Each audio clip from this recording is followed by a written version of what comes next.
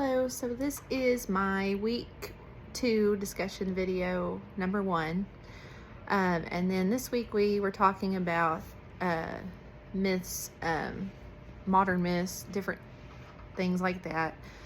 So the one that I chose was out of Greek mythology, and the story of the Odyssey.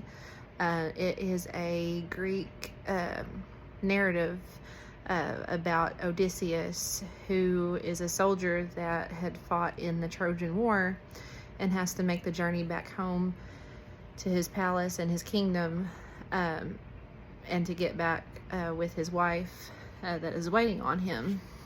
And he has to go through a series of different trials and adventures on the way. And along with them, he has his group of men that go along with him.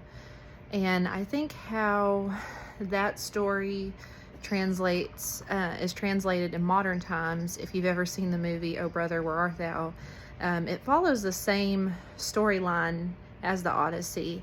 You have Ulysses, and I'm trying to remember the names of the other men that were with him.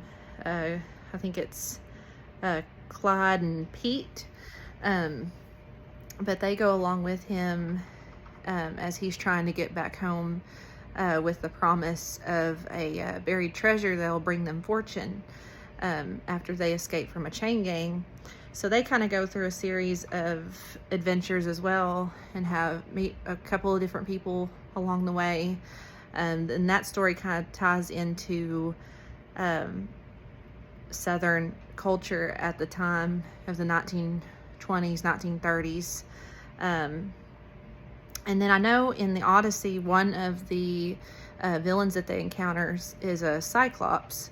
And in Oh Brother, Where Art Thou, John Goodman's character is a Cyclops, but he has one eye, so he wears an eye patch. So that's kind of sort of to mimic the character of the Cyclops in the Odyssey.